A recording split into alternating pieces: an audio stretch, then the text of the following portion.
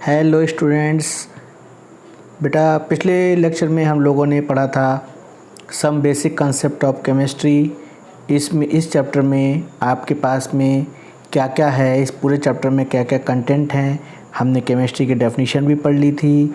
हमने इस पूरे चैप्टर के कंटेंट के बारे में पढ़ा था। मैंने आपको बताया भी था ये चैप्टर आपके लिए क्यों इम्पोर्टेंट है। अब इसके बाद हम लोग पढ़ेंगे डेवलपमेंट ऑफ केमिस्ट्री के बारे में। ठीक है, ये एनसीईआरटी की बुक है जैसा कि आप लोग जानते हैं। तो एनसीईआरटी की बुक में आपको पढ़ा रहा हूँ। तो चलिए स्टार्ट करते हैं डेवलपमेंट ऑफ केमिस्ट्री। केमिस्ट्री का डेवलपमेंट कैसे हुआ उसके बारे में। ठीक है, तो चलिए स्टार्ट करते हैं। तो देखिए chemistry as we understand it today is not a very old discipline. ठीक है, केमिस्ट्री जैसा कि हम लोग आज जान रहे हैं हमेशा से वैसा नहीं था। Chemistry was not studied for its own sake. Chemistry को केमिस्ट्री समझ के कभी भी स्टडी नहीं किया गया। Rather it come up as a result of search for two interesting thing. दो इंटरेस्टिंग चीज़ों के बारे में सर्च किया जा रहा था, तो अचानक से केमिस्ट्री जो है वो ये सामने आ गई। ठीक है, क्या चीज़ थी भाई वो दो? पहली चीज़ फिलोसफर्स स्टोन यानी कि पारस, जिसको आप पारस बोलते हैं। पारस पत्थर के बारे में आप लोगों ने सुना होगा कभी। तो पारस पत्थर विच वुड कन्वर्ट ऑल बेसर मेटल, ठीक है, इजी, जैसे कि आयरन को और कॉपर को गोल्ड में। तो इसमें क्या होता था कि जो सस्ती मेटल थी, चीप मेटल्स होती थी, उनको महंगी मेटल्स में या कॉस्टली मेटल्स में चेंज किया जाता था, जैसे कि आयरन और कॉपर को गोल्ड में। तो एक तो ये चीज़ कि कैसे हो जाता है ये। ठीक है, तो ये भी बड़ी एक सरप्राइजिंग चीज़ थी अपने आप में कि कैसे सस्ती मेटल्स जो होती हैं वो महंगी मेटल में चेंज हो जाती हैं। तो है ना कहीं जो है वो केमिकल प्रोसेस होता है, ये भी कैसे हो जाता है, ये भी एक बड़ी सरप्राइजिंग बात थी, इंटरेस्टिंग चीज़ थी। लोग सर्च कर रहे थे इसके बारे में उस समय। ठीक है, और दूसरी चीज़ जो थी आपके पास में वो था एलेक्सायर ऑफ लाइफ। एलेक्सियर ऑफ लाइफ बोलिए, एलेक्सायर ऑफ लाइफ बोलिए, कुछ भी बोलिए। ठीक है, एलेक्सायर ऑफ लाइफ का मतलब होता है इमॉर्टलिटी से। इमॉर्टलिटी का मतलब क्या है ये लिखा भी है, वुड ग्रांट इमॉर्टलिटी। इमॉर्टलिटी का मतलब होता है, वैसे तो इसका मतलब होता है अमृत से अमर हो जाए कोई भी आदमी, जो मरे ना कभी भी, कोई ख़त्म ना हो, लेकिन वास्तव में ऐसा नहीं होता। तो इमॉर्टलिटी से मतलब यहाँ पे क्या है? इमॉर्टलिटी से मतलब ये है कि कुछ ऐसी आयुर्वेद की मेडिसिन्स या कुछ जड़ी बूटियाँ ऐसे होती थी जिनको खाने के बाद में लोग बहुत लंबी लाइफ जो है वो जिया करते थे। पुराने टाइम के राजा महाराजा जो हुआ करते थे, उनके दरबार में या उनकी कोर्ट में बहुत सारे ऐसे वैद्य हकीम हुआ करते थे जो ऐसी बहुत सारी हर्ब्स, जिनको बोलते हैं हर्ब बोलते हैं, आयुर्वेदिक मेडिसिन्स होती हैं, जड़ी बूटियाँ होती हैं, जिनको जानते थे और उससे वैसे कॉम्बिनेशन बनाया करते थे मेडिसिन्स का, जिसको खाने के बाद में उनकी लाइफ जो है वो लंबी हो जाया करती थी। और उनको कोई भी लाइफ लंबी होने का मतलब ये है कि आपको डिज़ीज़ फ्री हो, आपके पास में आपको कोई भी डिज़ीज़ नहीं होनी चाहिए। जब कोई डिज़ीज़ नहीं होगी तो आपकी जाहिर सी बात है कि आपकी लाइफ जो है वो लंबी हो जाएगी, है ना। तो ये ऐसे मेडिसिन जो है वो उस समय वो लोग बनाया करते थे। तो ये मतलब ये भी एक अपने आप में एक सरप्राइजिंग बात थी कि ऐसा क्या होता है मेडिसिन के अंदर। या कोई च्यवनप्राश का नाम आप लोगों ने सुना होगा। च्यवनप्राश का जो एक च्यवनप्राश होता है, असली में जो च्यवनप्राश होता है, मार्केट में तो मिलने वाले च्यवनप्राश बहुत सारे नकली होते हैं, इसमें वो चीज़ें होती नहीं है, असली कंटेंट होते नहीं है। लेकिन असली च्यवनप्राश अगर आपको वाकई मिल जाए, असली च्यवनप्राश आप खाएंगे, तो च्यवनप्राश के बारे में ये कहा गया है कि अगर किसी बूढ़े आदमी को आप खिला दें तो वो जवान हो जाए, ऐसा च्यवनप्राश के बारे में कहा गया है। और वास्तव में ये होता है, च्यवन ऋषि ने बनाया था। तो ये पुराने टाइम की बात है, आयुर्वेद की ये भी एक मेडिसिन होती है, बट आजकल तो सब नकली चल रहा है मार्केट में। तो ये दो इंटरेस्टिंग चीज़ें थीं, इसके बारे में जो है वो जानने का प्रयास कर रहे थे, जानने की कोशिश कर रहे थे। तो सामने से जो है केमिस्ट्री अपने आप आ गई। तो क्या हुआ, people in ancient India already had the knowledge of many scientific phenomena much before the advent of modern science। Modern science जिस समय थी नहीं, मॉडर्न साइंस से पहले से ही जो इंडिया के लोग थे उनके पास अपनी कुछ नॉलेज थी या कुछ साइंटिफिक फिनोमेना थे। And they applied that knowledge in various works of life. और उन्होंने ज़िंदगी के बहुत सारे पहलुओं में इस चीज़ का उन्होंने इस्तेमाल भी किया। आपने देखा होगा जैसे कि पहले वो लोग जंगलों में रहा करते थे, गुफाओं में रहा करते थे, फिर जंगलों में आने लगे, फिर वो फल फ्रूट खाने लगे। आपने हिस्ट्री के अंदर पढ़ा होगा जब जैसे ओरिजिन हुई है ना ह्यूमंस की, उसके बाद में फिर उन्होंने आग का आविष्कार किया वगैरह वगैरह, बहुत सारी चीज़ें धीरे धीरे समझ में आई। तो ये हुआ, उनके पास पहले से ही नॉलेज थी। फिर chemistry developed mainly in the form of alchemy and hydrochemistry during 1300 to 1600 CE common era. तो एल्केमी क्या है? Chemistry developed mainly in the form of alchemy. Alchemy क्या होता है? एल्केमी बोलते हैं ये एक टाइप की साइंस होती है, इसमें एल्कली मेटल्स को गोल्ड में चेंज करते हैं। एल्कली मेटल्स को गोल्ड में चेंज करते हैं, उसको आप बोलते हैं, उस साइंस को आप बोलते हैं एल्केमी। और हाइड्रोकेमिस्ट्री क्या होता है? हाइड्रोकेमिस्ट्री जो आपके पास में हाइड्रोकेमिस्ट्री जो होता है, वो हाइड्रोकेमिस्ट्री ये होता है कि इसमें हाइड्रोकेमिस्ट्री ये मेडिसिन से संबंधित होती है। इसमें पैथोलॉजी, फिजियोलॉजी और मेडिसिन के बारे में जो है पढ़ाया जाता है। तो ये हाइड्रोकेमिस्ट्री और एल्केमी आपके पास में। इसमें हाइड्रोकेमिस्ट्री में क्या होता है, आपने देखा जैसे कि मैं अभी च्यवनप्राश की बात कर रहा था, तो उसमें पुराने टाइम के जो लोग होते थे, ऋषि मुनि वैद्य, तो आयुर्वेदिक जो हकीम हुआ करते थे या फिर जो वैद्य होते थे, वो डिफरेंट जड़ी बूटियों से क्या करते थे, डिफरेंट कॉम्बिनेशन बनाते थे, जिससे कि एक लंबी ज़िंदगी जिया जा सकता था या रोगों को दूर किए जा सकते थे। तो ये भी एक अपने आप में सरप्राइजिंग चीज़ थी यार, कि कैसे सस्ते मेटल जो होते हैं या चीप मेटल जो होते हैं वो कॉस्टली मेटल में चेंज हो जाते हैं, या फिर कैसे इनकी ये कॉम्बिनेशन बन जाते हैं मेडिसिन के, क्या इनके अंदर चीज़ें होती हैं वगैरह वगैरह। सी का मतलब होता है कॉमन एरा। कॉमन एरा का मतलब होता है ये क्राइस्ट, जब उनकी जन्म हुआ क्राइस्ट का, जीसस क्राइस्ट का, उसी के पैरेलल को इस एरा को माना जाता है। तो modern chemistry took shape in the 18th century Europe after few centuries of alchemical tradition which were introduced in Europe by Arab। अरब के लोगों ने क्या किया कि यूरोप में एल्केमिकल ट्रेडिशन को इंट्रोड्यूस किया। एल्केमिकल ट्रेडिशन का मतलब है यही सस्ती मेटल्स को महंगी मेटल में चेंज करना और उनका व्यापार करना, इसको बोलते हैं एल्केमिकल ट्रेडिशन। तो उसको इंट्रोड्यूस किया, और इंट्रोड्यूस करने के बाद में बहुत सारा टाइम जब निकल गया, बहुत सारे टाइम निकल जाने के बाद में 18th century के आसपास यूरोप में केमिस्ट्री जो है वो सामने आई है। मॉडर्न केमिस्ट्री के बारे में लोग जानना शुरू किए।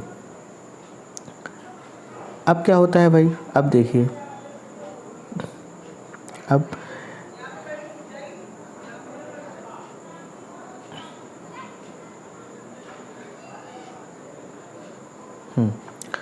तो other cultures like China and Indian had their own chemical tradition. India और चाइना के पास जो था वो अपना एल्केमिकल ट्रेडिशन था, इनका अपना व्यापार था, अपने तरीके से ये लोग जो है वो काम करते थे, सस्ती मेटल्स को महंगी मेटल में चेंज करते थे। These included much knowledge of chemical process and techniques. इनके पास जो है वो उन लोगों से ज़्यादा नॉलेज भी थी, और मतलब अपना जो है वो टेक्निक्स भी थी चेंज करने की सस्ते मेटल को महंगे मेटल में, है ना। इन एंशियंट, देखिए, इन एंशियंट इंडिया प्राचीन काल में या प्राचीन इंडिया में, बहुत पुराने टाइम में, ओल्ड इंडिया में क्या होता था, केमिस्ट्री वाज कॉल्ड एज रसायनम, रसायन शास्त्र या रस तंत्र या रस क्रिया और रस विद्या। ठीक है, तो क्या बोलते थे, केमिस्ट्री को क्या बोलते थे, रसायन शास्त्र बोलते थे, या फिर रस तंत्र बोलते थे, या फिर रस क्रिया बोलते थे, या फिर रस विद्या बोलते थे। ऐसा क्यों बोलते थे? मैंने अभी आपको बताया कि जो दवाइयाँ बनती थी, आयुर्वेद की जो मेडिसिन्स होती थी, घोट पीस करके जड़ी बूटियों से बनाए जाते थे, उसी को आप जो है वो रस क्रिया बोलते थे। फिर लिखा है it included metallurgy. Medicine mainly तो मेडिसिन के लिए होती थी, लेकिन मेटलर्जी का मतलब वही है कि मेटल को एक्सट्रैक्ट करना। Medicines, manufacture of cosmetics, cosmetic का, ग्लास, डाई एट्सेट्रा, बहुत सारी चीज़ें जो है वो बनाई जाती थी। तो उसको क्या बोलते थे, केमिस्ट्री को अपना एक नाम था इंडिया के पास, इंडिया वाले उसको जो है रसायन शास्त्र, रसायन तंत्र या रस क्रिया कहा करते थे। फिर क्या हुआ भाई, systematic evacuation at Mohenjo-daro in Sindh and Harappa in Punjab prove that prove that story of development of chemistry in India is very old. जब पंजाब के सिंध और हड़प्पा में मोहनजोदड़ो की जब खुदाई हुई तो उस खुदाई में बहुत सारे ऐसे प्रूफ मिले हैं। मोहनजोदड़ो की खुदाई में बहुत सारे ऐसे जो है वो प्रूफ मिले हैं जिससे ये बात प्रूफ हो जाती है, एविडेंस मिले हैं, बहुत सारे ऐसे एविडेंस मिले हैं जिससे ये बात प्रूफ हो जाती है कि केमिस्ट्री की जो इंडिया की जो केमिस्ट्री है वो बहुत ज़्यादा पुरानी है। ठीक है, chemistry in India is very old. India में केमिस्ट्री बहुत पुरानी है, इनकी अपनी केमिस्ट्री थी, ये लोग बहुत काम किया करते थे। फिर क्या है, archaeological finding shows that baked bricks were used in the construction work. Archaeological study, पुरातत्व विभाग जब फाइंड की गई है, खोदाई हुई है पुराने चीज़ों की, तो उसमें पता लगा कि बेक्ड ब्रिक, पक्की ईंटों का जो है वो कंस्ट्रक्शन में इस्तेमाल होता था। It shows the mass production of poetry. Poetry का मतलब होता है मिट्टी की बनी हुई चीज़ें, मिट्टी के बने हुए बर्तन, मिट्टी के बने हुए बहुत सारे चीज़ें जो इस्तेमाल होती थी उस समय। तो it shows the mass production of poetry, इसका मतलब क्या है कि मिट्टी के बर्तनों का इस्तेमाल बहुत ज़्यादा होता था उस समय। Which can be regarded as the earliest chemical process, जिसको जो है ये माना जाता है कि सबसे पहले यही केमिकल प्रोसेस हुआ करते थे, जिसमें क्या होता था, इन विच मटेरियल्स वर मिक्स्ड, मटेरियल को मिक्स किया जाता था, है ना। मटेरियल का मतलब क्या है, मिट्टी होती थी, मिट्टी के साथ बहुत सारी और भी चीज़ें कई मिला करके उसको मिक्स किया जाता था, मोल्ड किया जाता था, मतलब डिफरेंट टाइप के शेप में चेंज किया जाता था। And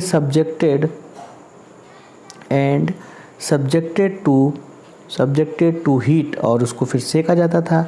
bye using fire to achieve desirable quality, ठीक है, उसको सेका जाता था और सेकने के बाद में उसको जो है जब तक सेका जाता था, जितना भी पक्का उनको करना हो, जैसे कि आपने ब्रिक्स को बनते हुए देखा होगा, है ना, ब्रिक्स को बनते हुए देखा होगा, या कहीं आपने कुम्हार जो होते हैं, जो लोग मिट्टी के बर्तन बनाया करते हैं, उन मिट्टी के बर्तनों को अगर आपने देखा हो, पहले मिट्टी होती है, फिर मिट्टी में वो और कुछ चीज़ें मिलाते हैं, फिर उसको जो है, अब तो फ़िलहाल ऐसा होता नहीं है, अब तो आपने देखा नहीं होगा, पुराने टाइम की बात है, या किसी गांव में कहीं पे आज भी आपको देखने को अगर मिल जाए ऐसा, कि वहाँ पर क्या होता था कि मिट्टी, एक चाक सुनी होगी आपने, तो गीली मिट्टी से चाक के ऊपर बर्तन बनाए जाते थे, फिर उन बर्तनों को जो है आग में सेका जाता था और पक्का कर दिया जाता था, फिर रेड कलर का वो शेप ले लेते, मतलब कलर ले लेते थे, पक्के हो जाते थे, है ना। इस टाइप से मिट्टी के बर्तन बनाए जाते थे। तो वही चीज़ बताई जा रही है यहाँ पे।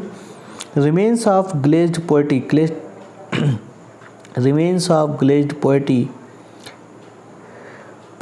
Poetry has been found in Mohenjo-daro, ठीक है। रिमेन्स ऑफ ग्लेज्ड पोएट्री मतलब जो चमकीले, फूलदार, कलर्ड करे हुए, या फिर जो उनके ऊपर डिज़ाइन बनी होती थी, वैसे जो है मिट्टी के बर्तन मोहनजोदड़ो से मिले हैं, मोहनजोदड़ो की खुदाई में मिले हैं।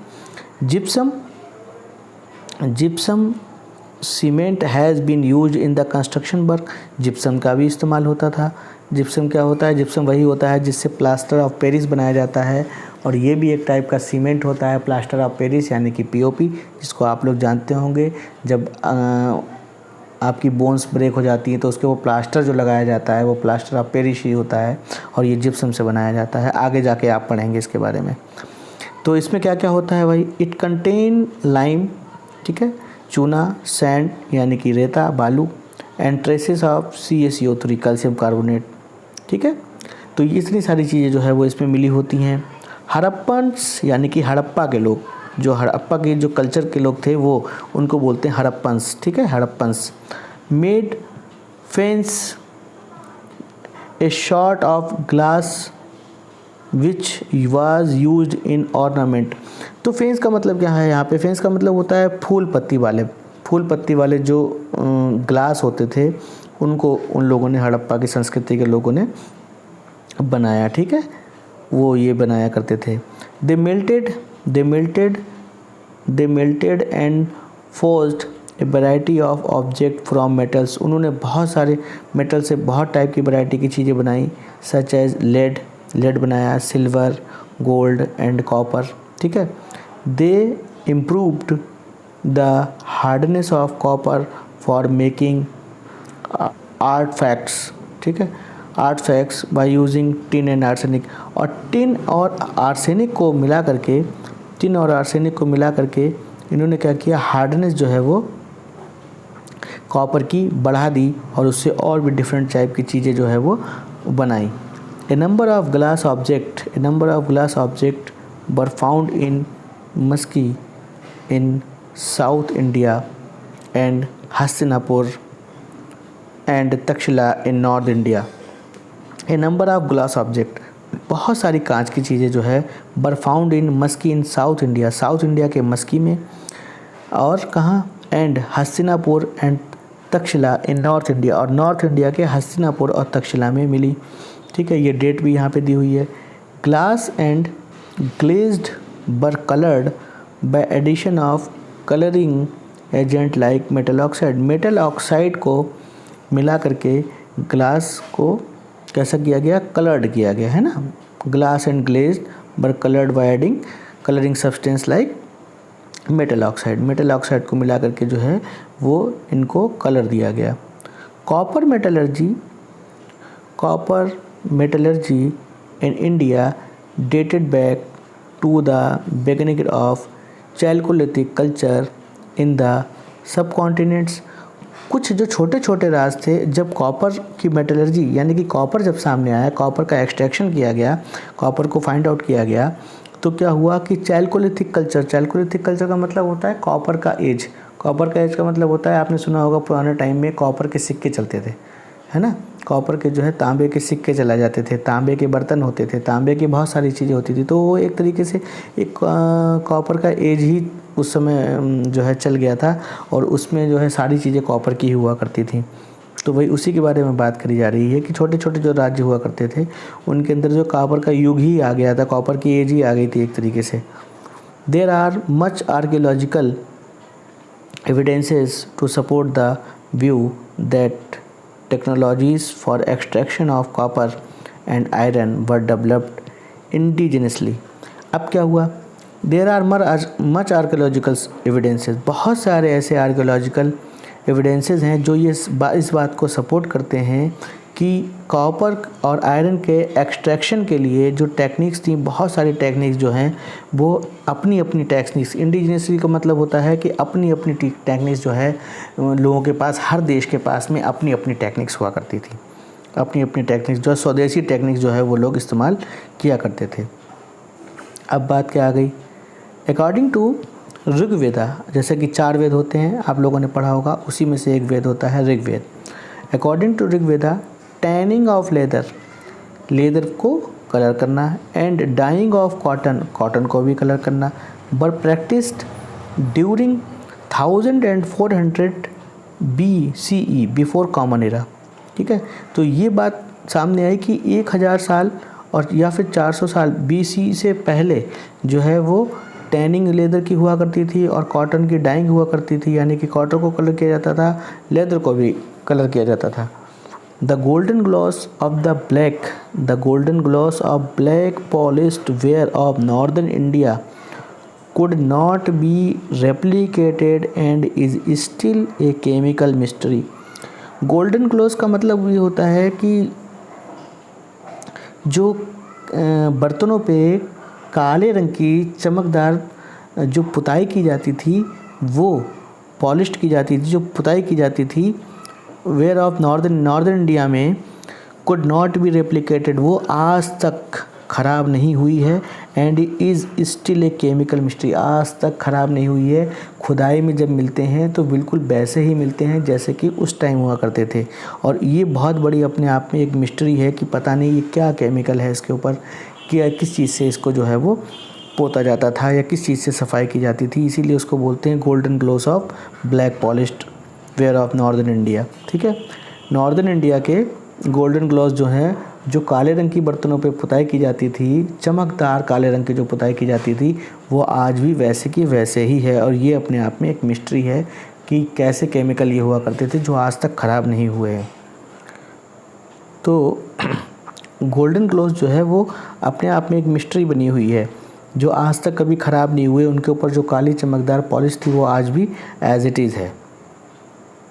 अब क्या है आगे देखिए, these wares indicate the mastery with which kiln temperature could be controlled. अब ये जो आपके पास में एविडेंसेस, ये जो चीज़ें हैं ये इंडिकेट करती हैं कि जो किल्न का मतलब क्या होता है, जो फर्नेसेस होती हैं उस फर्नेसेस में जो टेम्परेचर होता है कुड बी कंट्रोल्ड, यानी कि फर्नेसेस में टेम्परेचर जो है वो कंट्रोल किया जा सकता था। और ये चीज़ जो थी इंडिकेट द मास्टरी का मतलब होता है कि वहाँ उस टाइम के जो लोग थे वो इसमें परफेक्ट थे एक तरीके से। Kautilya Arthashastra describe the production of salt from sea, और कौटिल्य के अर्थशास्त्र में भी साल्ट को का प्रोडक्शन जो है वो सी से कैसे होता है इसके बारे में डिस्क्राइब किया गया है। ये भी अपने आप में क्या है, केमिस्ट्री का ही प्रोसेस है, जैसा कि हम लोग आज जानते हैं केमिस्ट्री का ही प्रोसेस है। तो कहने का मतलब ये है कि डिफरेंट चीज़ों में केमिस्ट्री चलती रही, हमेशा से चलती रही केमिस्ट्री, लेकिन वो जो है वो मतलब सामने नहीं आ पाए कि हाँ ये केमिस्ट्री ही है। प्रोसेस चलते रहे, टेक्निक्स थी, प्रोसेस थे, चीज़ें होती रहीं, बहुत पुराने टाइम से होती थी।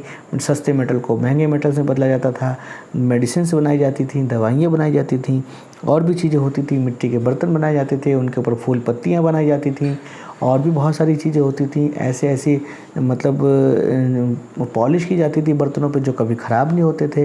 ईंटें बनाई जाती थी, जिप्सम का इस्तेमाल होता था, और पक्की ईंटों के मकान बनाए जाते थे। ईंट भी कहीं ना कहीं जो है वो केमिकल प्रोसेस से ही बनाई जाती है। तो ये बहुत सारी चीज़ें हुआ करती थी, लेकिन फिर भी जो है वो लोग ये नहीं जानते थे हाँ ये सब केमिस्ट्री ही है। तो vast number of statement and material described in ancient Vedic literature can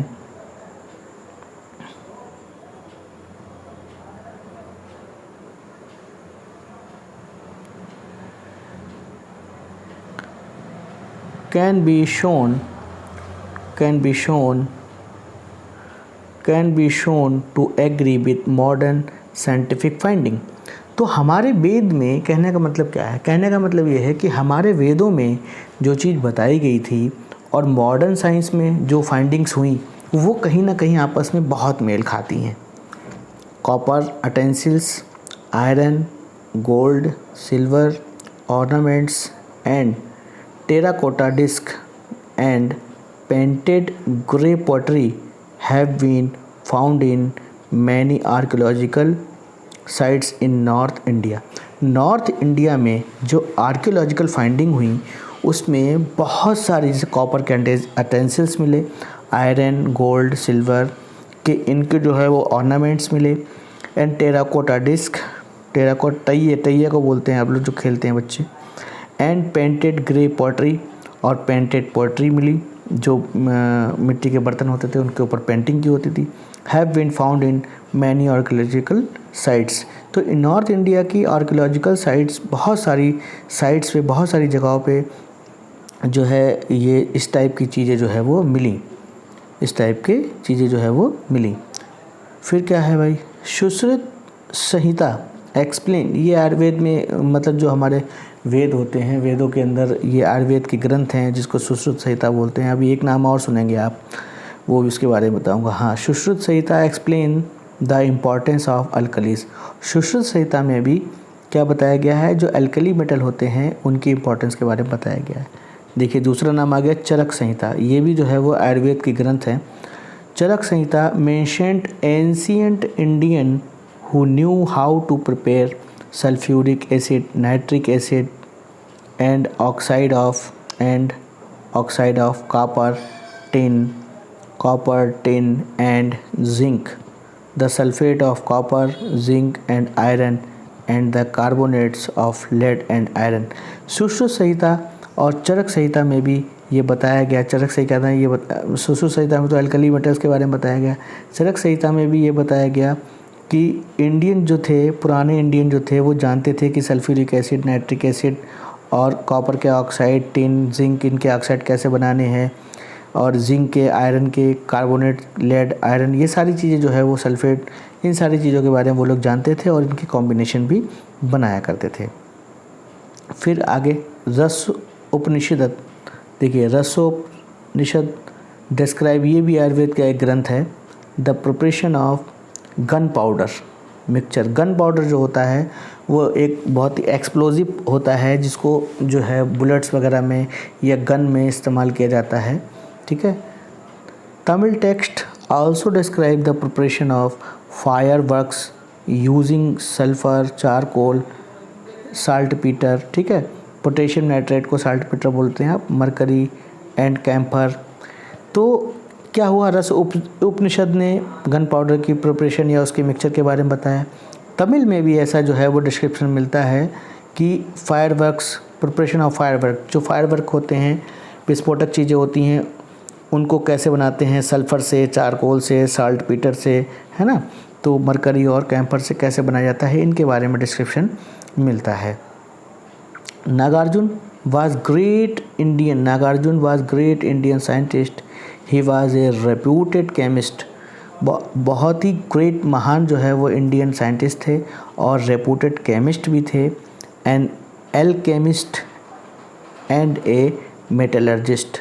alchemist का मतलब वही एल्केमी, मैंने अभी आपको बताया, सस्ते मेटल्स को महंगे मेटल में चेंज करना। मेटलर्जिस्ट मतलब मेटल का कैसे एक्सट्रैक्शन किया जाता है, उसको बोलते हैं मेटलर्जी, और जो इस काम में एक्सपर्ट होता है उसको बोलते हैं metallurgist.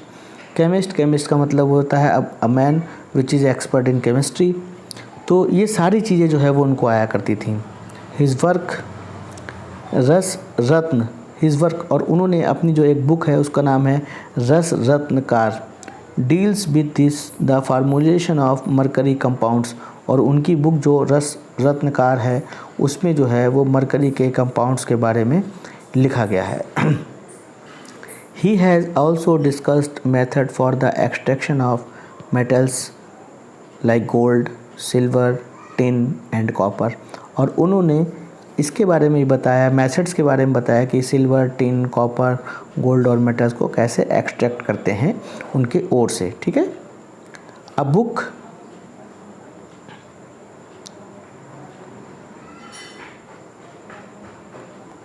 book Ras Arnabam appeared around 800 Common Era. It discusses the use of various furnaces, ovens and crucible for different purposes. तो रस अर्नवा एक बुक है जो कि 800 कॉमन एरा के अराउंड आई थी, दिखाई दी। उसमें जो है बहुत सारी फर्नेसेस, ओवेंस, इसके बारे में डिस्क्रिप्शन जो है वो मिलता है और उनका डिफरेंट एस्पेक्ट्स में कैसे इस्तेमाल किया जाता है उसके बारे में बताया गया है। It describe method by which metal could be identified by flame colour. और इसमें ये बताया गया कि मेटल को उनके फ्लेम के कलर से, यानी कि जब आप उनको गर्म करते हैं तो उसमें जो कलर निकलता है उनके फ्लेम के कलर से कैसे जो है वो आप आइडेंटिफाई कर सकते हैं। आगे देखिए और बताते हैं। Chakrapani discovered mercury sulphide. Chakrapani ये भी एक आयुर्वेदाचार्य हैं, पुराने बहुत आयुर्वेद के ज्ञाता थे। चक्रपाणी डिस्कवर्ड, एक्चुअली पुराने टाइम में लोग फिलोसफर्स हुआ करते थे। फिलोसफर्स जो हुआ करते थे वही साइंटिस्ट एक तरीके के हुआ करते थे, वही सारी चीज़ें देखते थे, वही सारी चीज़ें डिस्कवर करते थे, उनके बारे में जानते थे, पहचानते थे और फिर पब्लिक को बताया करते थे। तो चक्रपाणी भी उन्हीं में से एक है। चक्रपाणी डिस्कवर्ड मरकरी सल्फाइड्स, इन्होंने मरकरी सल्फाइड को डिस्कवर किया। The credit for inventing soap also goes to him. और इन्हीं को जो है वो सोप को भी डिस्कवर या इन्वेंट करने का क्रेडिट जाता है। He used mustard oil and some alkalis as ingredient for making soap. उन्होंने क्या काम किया, मस्टर्ड ऑयल का इस्तेमाल किया, सरसों के तेल का इस्तेमाल किया और अल्कलीज और कुछ एल्कलीज का इस्तेमाल किया साबुन को बनाने में। Indian begin making soap in the 18th century common era. Indian जो थे वो 18th सेंचुरी के आसपास जो है वो साबुन को बनाने लगे थे। Oil of eranda and seed of mahua plant and calcium carbonate were used for making soap. इरांडा यानी कि अरंड, इनके सीड, महुआ के सीड प्लांट और कैल्शियम कार्बोनेट का इस्तेमाल जो है वो oil. The painting found on the painting found on the wall of Ajanta and Ellora which look fresh even after ages. Ajanta और एलोरा की गुफाओं में जो पेंटिंग बनी है वो सैकड़ों साल, हज़ारों साल हो जाने के बाद आज भी जो है वो वैसी की वैसी ही दिखाई देती हैं जैसे कि वो उस समय बनाई गई हो।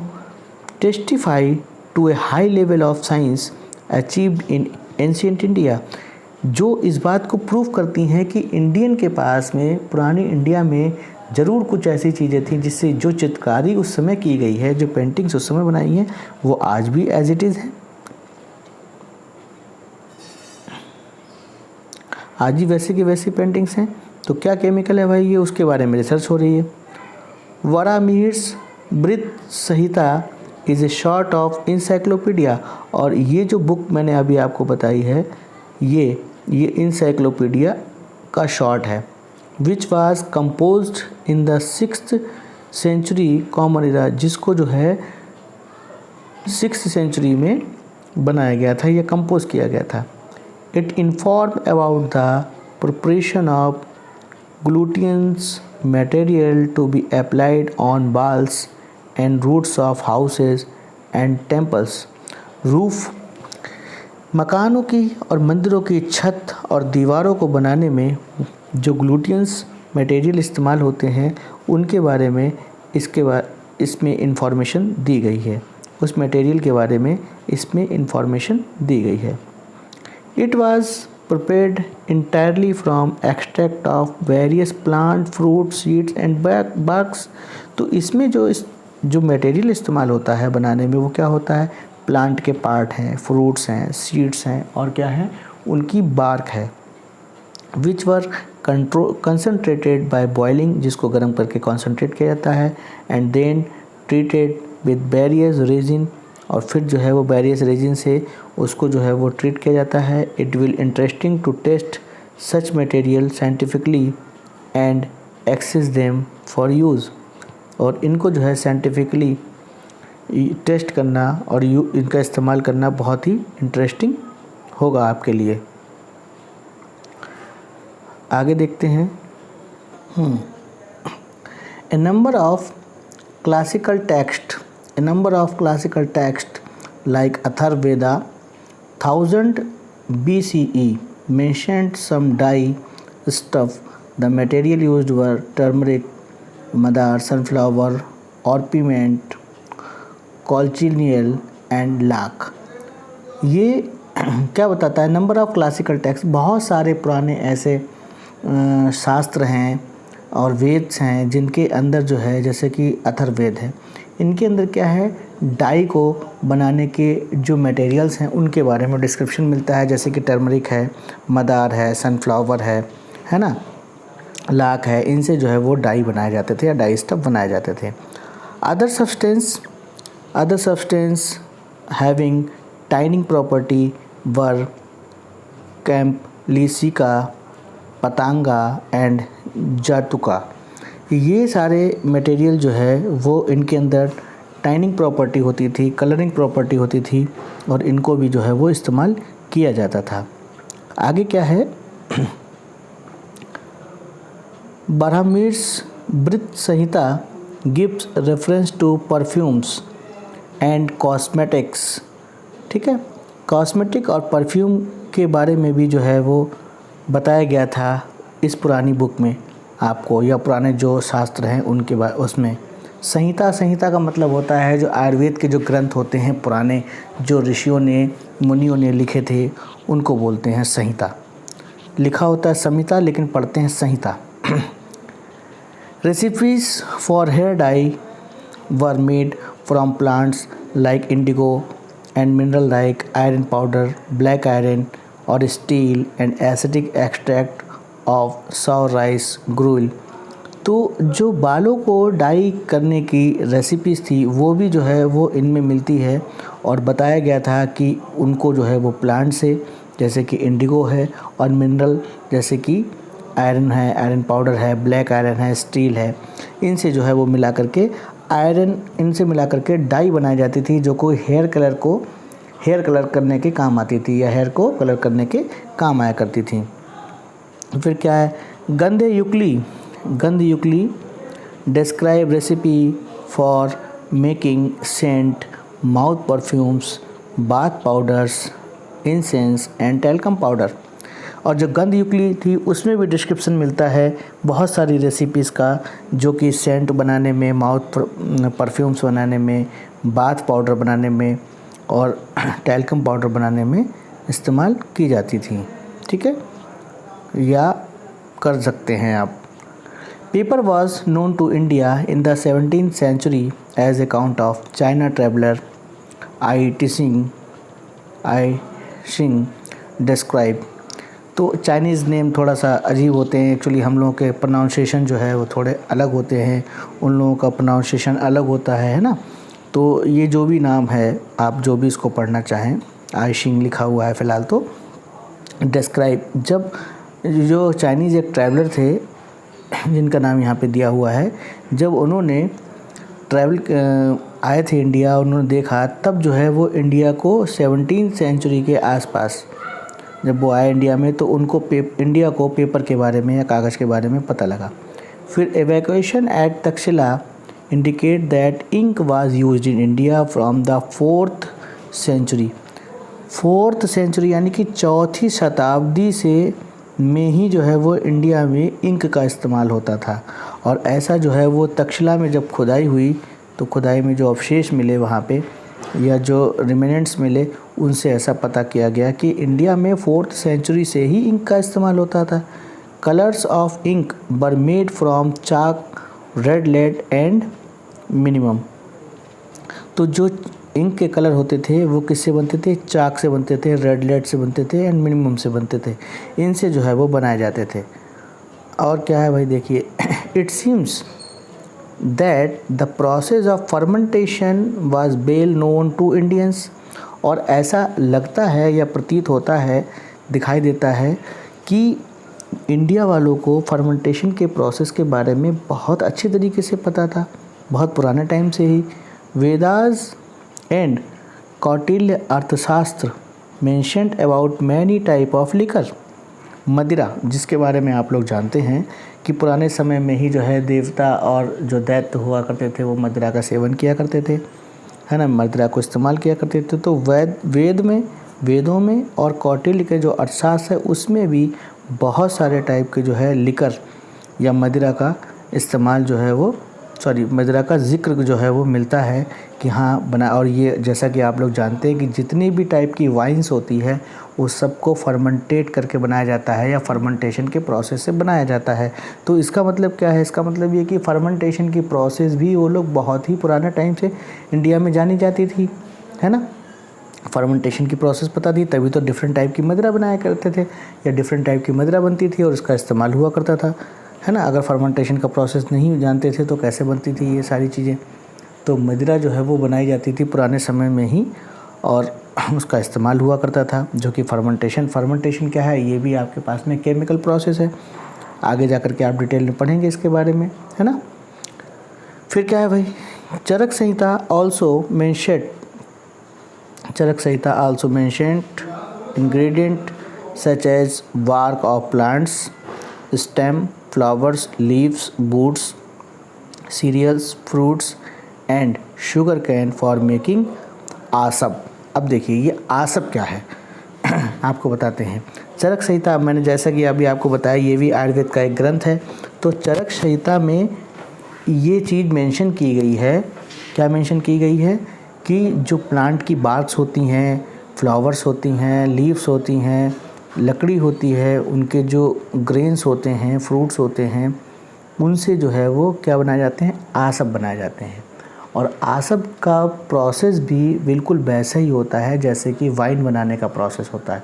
वाइन बनाने का जो तरीका होता है फर्मेंटेशन का, वैसा ही आसब को बनाने का भी तरीका होता है। और आसब जो होता है ये आयुर्वेदिक मेडिसिन होती है। आसब और अरिष्ट जो होते हैं वो आयुर्वेदिक मेडिसिन होती है एक प्रकार की। कोई आयुर्वेद का जानकार अगर आपको मिल जाए जिसने आयुर्वेदिक साइंस पढ़ी है, ये भी एक टाइप की जो है वो साइंस होती है, जिसमें एक होती है एलोपैथिक साइंस, है ना। एलोपैथिक मेडिसिन जो पढ़ते हैं जैसे कि MBBS डॉक्टर्स होते हैं, और दूसरे आपके पास में तो एक आयुर्वेदिक डॉक्टर्स होते हैं और दूसरे होते हैं एलोपैथिक डॉक्टर। तो जो आयुर्वेदिक डॉक्टर होते हैं उन सबको ये चरक संहिता वाली बुक्स पढ़ाई जाती हैं और उसमें जो है वो बताया जाता है आसब क्या होते हैं, अरिष्ट क्या होते हैं और रिष्ट भी होते हैं, है ना। आसब, अरिष्ट या और भी बहुत सारी इस टाइप की मेडिसिन्स होती हैं, तो उनको ये पढ़ाया जाता है। तो आसब बनाने का जो तरीका होता है, मैं आपको बताऊं, आसब बनाने का तरीका भी वही होता है जैसे कि वाइन बनाई जाती है, जो कि फर्मेंटेशन के प्रोसेस से बनाई जाती है। तो फर्मेंटेशन का प्रोसेस इसमें भी इस्तेमाल होता है, फर्मेंटेशन का प्रोसेस उसमें भी इस्तेमाल होता है। इसका मतलब क्या है? इसका मतलब ये है कि ये बहुत ही पुराने टाइम से जो है वो इंडिया में जाना जाता है या इंडिया में जानते हैं लोग इसको। The concept that matter is ultimately made of The concept that matter is ultimately made of individual building blocks appeared in India a few centuries BCE as a part of philosophical speculation। अब असली बात जो है वो सामने अब निकल के आई, क्या कि ये कॉन्सेप्ट कि मैटर जो है वो छोटे छोटे इंडिविजुअल बिल्डिंग ब्लॉक का मतलब ये छोटे छोटे इंडिविजुअल पार्टिकल से मिलके बना है। Appeared in India a few century BCE, before Christ से पहले, कुछ सेंचुरी पहले जो है वो ये चीज़ सामने आई कि मैटर जो है वो छोटे छोटे पार्टिकल या इंडिविजुअल पार्टिकल से मिलके बना हुआ है। As a part of philosophical speculation, और जो फिलासफर थे उन्होंने जो है वो इसके बारे में बताया। कौन थे भाई फिलोसफर? तो कौन थे? आचार्य कण जो भी लिखा है आपको इसमें कणद, वैसे इनका नाम जो है वो कणाद है। कणाद जो है हिंदी में लिखा जाता है, कणाद पढ़ते हैं, आचार्य कणाद, ठीक है। बॉर्न इन 600 BCE, 600 BCE में जो है ये बॉर्न हुए थे और originally known by the name Kashyap, और इनका असली नाम जो है वो काश्यप था। बाद में इनको कणाद ऋषि या कणाद आचार्य जो है वो बोला जाने लगा। was the first proponent of the atomic theory। तो अब इनको ही जो है वो एटॉमिक थ्योरी का फर्स्ट प्रोपोनेंट माना जाता है, यानी कि सबसे पहले जो है वो इन्होंने ही ये बताया था, एटॉमिक थ्योरी दी। क्योंकि एटॉमिक थ्योरी में भी हम क्या पढ़ते हैं? यही पढ़ते हैं कि मटेरियल जो है या मैटर जो है वो छोटे छोटे पार्टिकल से मिलके बना होता है, और इन छोटे छोटे पार्टिकल को अब आप एटम के नाम से जानते हैं। जबकि उस समय एटम के बारे में नहीं पता था, एटम के बारे में नहीं जानते थे, ये जानते थे केवल कि छोटे छोटे पार्टिकल से बना होता है मैटर, और इन छोटे छोटे पार्टिकल को कोई भी नाम नहीं दिया गया था, बस पार्टिकल के ही बारे में बताया गया था कि छोटे छोटे पार्टिकल से मिलके बना होता है ये मैटर। तो पहले के टाइम पे जो है वो साइंटिस्ट नहीं हुआ करते थे, पहले के टाइम पे जो है वो फिलोसफर ही हुआ करते थे, और ये वही जो है वो फिलोसफर थे आचार्य कणाद। इनको आचार्य कणाद के नाम से जाना जाता था। ओरिजिनली इनका नाम जो था वो काश्यप था, इनका असली नाम काश्यप था, लेकिन इनको कणाद के नाम से जाना जाता था। और इन्होंने सबसे पहले बताया था कि मैटर्स जो होता है वो छोटे छोटे पार्टिकल से मिलके बना होता है, जो कि इंडिविजुअल होते हैं, यानी कि उनको और फर्दर डिवाइड नहीं किया जा सकता है, इतने छोटे वो पार्टिकल होते हैं। लेकिन उन पार्टिकल को क्या बोलते हैं इसके बारे में नहीं पता था, या उन्होंने कोई भी नाम नहीं दिया था। तो एक तरीके से देखा जाए कि सबसे पहले जो है वो इन्होंने ही बताया एटॉमिक थ्योरी के बारे में, क्योंकि आज हम जानते हैं कि मटेरियल जो होता है या मैटर जो होता है वो छोटे छोटे पार्टिकल से मिलकर बना होता है, जिसको हम एटम बोलते हैं, और इसी को आप एटॉमिक थ्योरी कहते हैं। ये उस समय तक नहीं पता था, बस केवल इतना बताया कि छोटे छोटे पार्टिकल से मिलकर के मैटर बना होता है, और ये जो पार्टिकल होते हैं ये इंडिविजुअल होते हैं, यानी कि इनको डिवाइड नहीं किया जा सकता है। आगे देखिए, ही formulated the theory of very small individual particle. उन्होंने क्या कहा? बहुत छोटे इंडिविजुअल पार्टिकल होते हैं जिनको फर्दर आप डिवाइड नहीं कर सकते, विच ही नेम्ड परमाणु। और उसको, ठीक है, उन्होंने इस छोटे छोटे जो पार्टिकल थे, जो कि इंडिविजुअल पार्टिकल थे जिनसे मिलके मैटर बना होता है, उनको परमाणु का नाम दिया, ठीक है, जिसको आप एटम मान सकते हैं। अब ही ऑथर्ड द टेक्स्ट वैशेषिका सूत्रास, ठीक है, तो इन्होंने ही ऑथर द टेक्स्ट वैशेषिका सूत्रास, और उन्होंने उसमें लिखा, क्या लिखा देखिए भाई, अकॉर्डिंग टू हिम, ये उन्होंने लिखा, इस बुक में लिखा, क्या लिखा? According to him all substance are aggregated form of smaller units called atoms या परमाणु। ठीक है, तो क्या कहा उन्होंने ये कहा कि जितने भी सब्सटेंस जो पाए जाते हैं या नोन होते हैं, जो हमको नोन है, वो सारे जो है वो क्या है, छोटे छोटे पार्टिकल्स यानी कि एटम, जिनको उन्होंने परमाणु कहा था, उनका एग्रीगेट फॉर्म है। उनकी जो जब वो इकट्ठे हो जाते हैं, एक मतलब 2 इकट्ठे हो जाएं, 3 इकट्ठे हो जाएं, 4 इकट्ठे हो जाएं आपस में, तो उनकी एग्रीगेट फॉर्म जो है उसको जो है वो आप क्या बोलते हैं? सब्सटेंस बोलते हैं, है ना। Which are eternal, indestructible, spherical, supra sensible and in motion in the original state. तो उन्होंने क्या कहा? ये बहुत छोटे होते हैं, units called stable, which are eternal, बहुत छोटे होते हैं, इनडिस्ट्रक्टिबल यानी कि उसको आप जो है वो उनका कोई भी स्ट्रक्चर नहीं होता है, स्पेरिकल होते हैं शेप में, सुप्रा सेंसिबल होते हैं, बहुत सेंसिबल होते हैं, and in motion in original state, और ओरिजिनल स्टेट में कैसे होते हैं? मोशन में होते हैं, ये उन्होंने कहा। ठीक है, बहुत छोटे, इनडिविजिबल, स्पेरिकल शेप के, ठीक, और बहुत ज़्यादा सेंसिबल, ऑलवेज इन मोशन, ये उन्होंने क्वालिटी या करेक्टरिस्टिक बताए परमाणु के। ही explained that this individual entity can not be sensed through any human organ. उन्होंने बताया कि ये इतने छोटे पार्टिकल होते हैं कि इनको ह्यूमन जो है किसी तरीके से, किसी भी सेंस ऑर्गन से इनको जो है वो, मतलब आँख से दिखाई नहीं देंगे, इतने छोटे हैं, आप उनको टच करके भी नहीं महसूस कर सकते हैं, सूंघ करके भी महसूस नहीं कर सकते, मतलब किसी तरीके से आप इनको जो है वो आइडेंटिफाई नहीं कर सकते हैं। Canard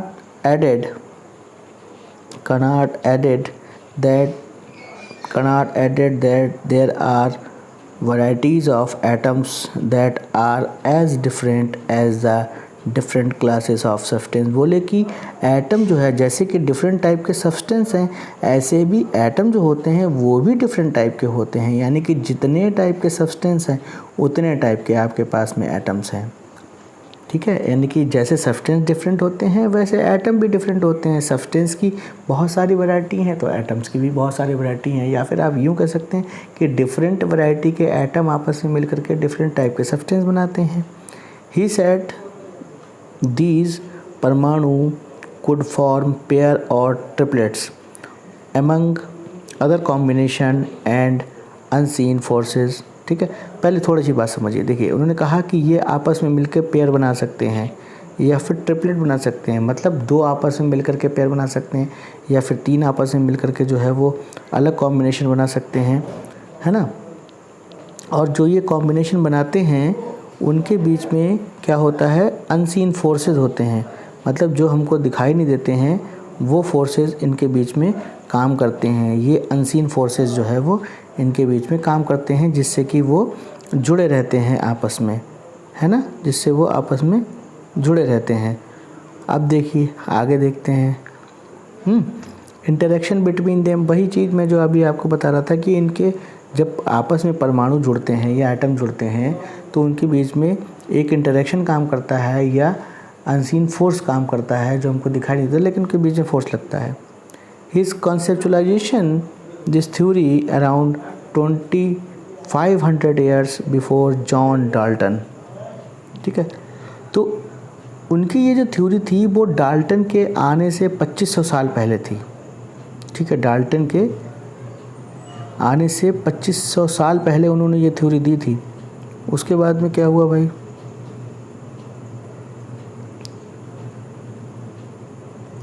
Charak Samhita is the oldest Ayurvedic epic of India. देखिए, मैं जो आपको बता रहा था कि ये आयुर्वेद की एक बुक होती है, जो कि आयुर्वेदिक साइंस पढ़ते हैं लोग, तो चरक संहिता जो है आयुर्वेद की बहुत पुरानी एक बुक है। It describe the treatment of disease, इसमें जो है डिजीज़ के ट्रीटमेंट के बारे में डिस्क्राइब किया गया है। The concept of reduction of particle size of metal is clearly discussed in Charaka संहिता।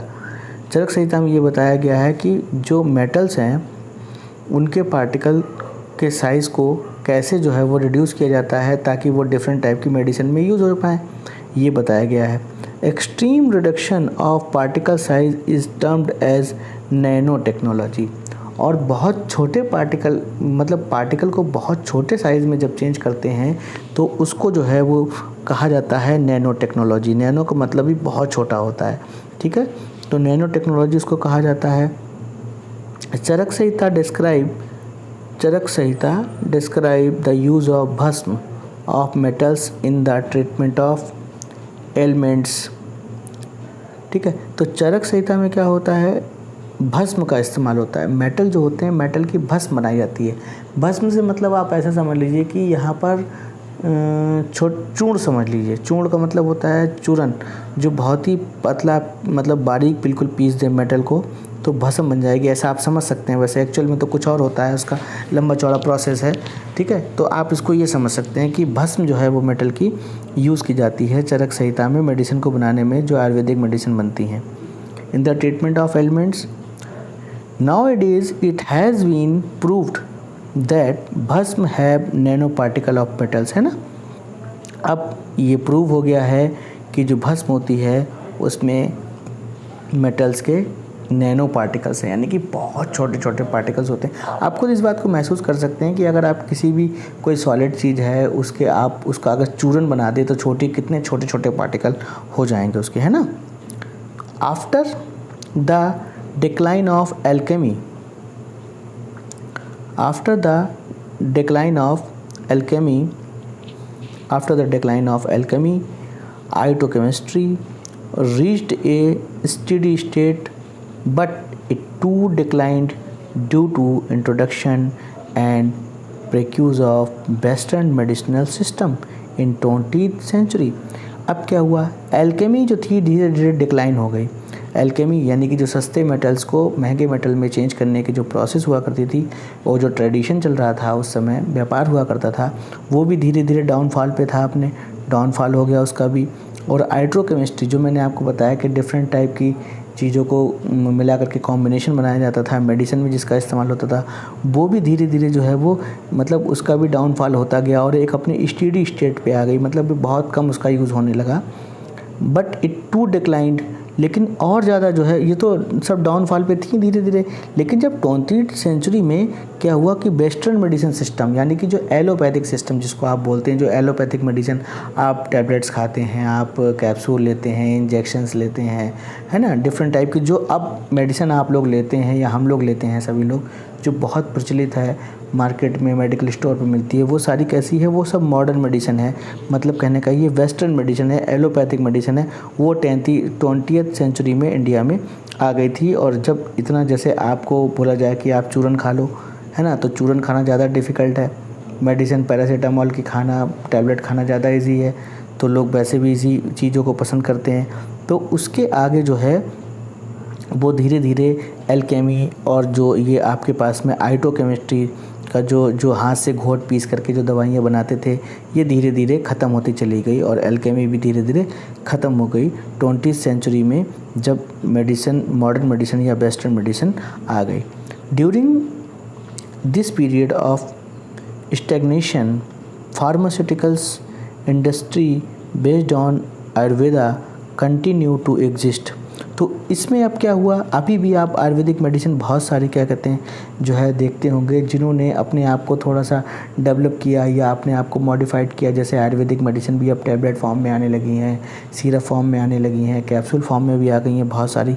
तो वो आयुर्वेदिक जो इंडस्ट्री थी उन्होंने अपने आप को एग्जिस्ट किया और कंटिन्यू किया, but it too declined gradually. लेकिन फिर भी जो है वो जो जगह एलोपैथिक मेडिसिन को मिली वो जगह इनको नहीं मिली और धीरे धीरे जो है वो मतलब डिक्लाइनेशन होता गया और आज भी डिक्लाइनेशन हो रहा है।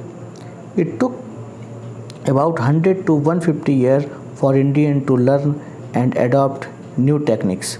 और तब जो है वो 100 से 150 साल लगे इंडियंस को जो नई टेक्निक्स हैं उनको एडॉप्ट करने में। ड्यूरिंग दिस टाइम इस समय में क्या हुआ, फॉरेन प्रोडक्ट्स पोर्ड इन, जो विदेशी सामान था, विदेशी चीज़ें थी, वो सब जो है वो इंडिया में आती गई। As a result indigenous traditional technique gradually declined, है ना। और जो खुद की हाथ से बनी हुई चीज़ें या स्वदेशी चीज़ें जो थीं वो धीरे धीरे जो है वो डिक्लाइन करती गई, उनका धीरे धीरे पतन हो गया, उनको इस्तेमाल में आना लोग ना पसंद नहीं करते थे इतना, मॉडर्न चीज़ें जो है वो ज़्यादा पसंद करने लगे। Modern science appeared in India scene in the latter part of the 19th century, और 19th सेंचुरी आते आते जो है वो इंडियन जो थे वो लगभग काफ़ी कुछ जो है वो आदी हो गए थे उन चीज़ों के। By the mid 19th century, और लगभग 19th सेंचुरी और 20th सेंचुरी के बीच में European scientist started coming to India. European scientist जो यूरोप के साइंटिस्ट थे वो इंडिया में उन्होंने आना शुरू किया। And modern chemistry started growing, और फिर जो है वो मॉडर्न केमिस्ट्री और ज़्यादा ग्रो होने लगी। जो कि केमिस्ट्री अब हम लोग जानते हैं उस समय जो है वो ग्रो करना स्टार्ट करने लगी। फ्रॉम द अबव डिस्कशन, ऊपर जितना भी हमने सब डिस्कशन किया, इतना लंबा चौड़ा डिस्कशन किया, from the above discussion you have learned that chemistry deal with the composition, structure, properties and interaction of matter and is of much use of human being in daily life। आपने ऊपर क्या क्या पढ़ा? आपने पढ़ा कि chemistry क्या है। केमिस्ट्री में हम पढ़ते हैं किसी के भी सब्सटेंस के कंपोजिशन के बारे में, स्ट्रक्चर के बारे में, प्रॉपर्टीज़ के बारे में और इंटरेक्शन के बारे में मैटर के। और ह्यूमन लाइफ में ये डेली यूज़ में इसका बहुत ज़्यादा इम्पोर्टेंस है। Much use to human being in daily life. These aspects can be best describe and understood in terms of basic constituent of matter that are atom and molecule. और इसको जो है वो बहुत ही और अच्छी तरीके से समझा जा सकता है, डिस्क्राइब किया जा सकता है कि मैटर जो है वो understood in the terms of basic constituent of matter that are atoms and molecule. Matter के जो बेसिक कंस्टिट्यूएंट हैं वो एटम्स और मॉलिक्यूल होते हैं। इस फॉर्म में अगर एटम्स और मॉलिक्यूल की फॉर्म में अगर हम इसको समझेंगे तो हम और अच्छे से समझ पाएंगे। दैट इज़ वाई, इसीलिए chemistry is also called the science of atoms and molecule. इसीलिए केमिस्ट्री को एटम्स और मॉलिक्यूल की साइंस भी कहते हैं। Can we see weigh and perceive this entities atom and molecule. क्या हम एटम का और मॉलिक्यूल का वेट कर सकते हैं?